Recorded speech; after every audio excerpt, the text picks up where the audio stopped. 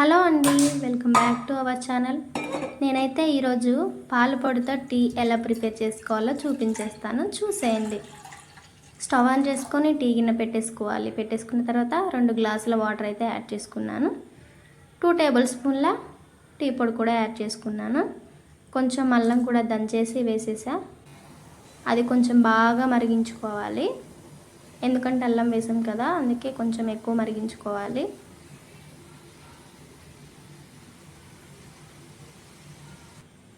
మరిగించుకున్న తర్వాత ఒక గ్లాస్లో 2 గ్లాసుల వాటర్ తీసుకున్నాం కాబట్టి 2 స్పూన్లు అయితే నేను పాలపొడి తీసుకున్నాను. మీకు కొంచెం ఎక్కువ చిక్కగా కావాలంటే మీరు ఇంకొక స్పూన్ అయితే యాడ్ చేసుకోవచ్చు. 2 టేబుల్ స్పూన్లు అయితే సరిపోతుంది మ్యాక్సిమం. మొత్తం అంతా బాగా కలుపుకోవాలి. ఆ పాలపొడి వాటర్ బాగా కలిసి పాలలాగా అయ్యేలాగా మొత్తం కలుపుకోవాలి. కలుపుకున్న తర్వాతకి డికాషన్ బాగానే మరిగిపోతుంది. షుగరు ఫస్ట్ ఎప్పుడు వేయద్దు, డికాషన్ మరిగిన తర్వాతే షుగర్ యాడ్ చేసుకోవాలి.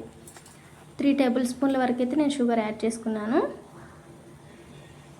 దాని తర్వాతకి ఏముంది, మనం పాలపొడి మొత్తం కలుపుకున్నాం కదా, ఆ వాటర్ మొత్తం వేసేయాలి. బాగా మరిగించుకోవాలి. మధ్య మధ్యలో నేనైతే గరిటెతో తిప్పాను.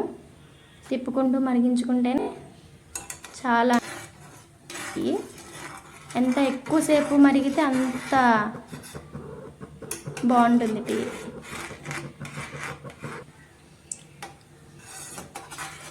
చాలామంది ఇంటికి ఎవరైనా చుట్టాలు వచ్చినప్పుడు అప్పటికప్పుడు టీ పెట్టడానికి ఆలోచిస్తూ ఉంటారు. వాళ్ళ హస్బెండ్ ఇంట్లో ఉండకపోతే వాళ్ళు బయటికి వెళ్ళి పాల బయట తీసుకొని రావాలి.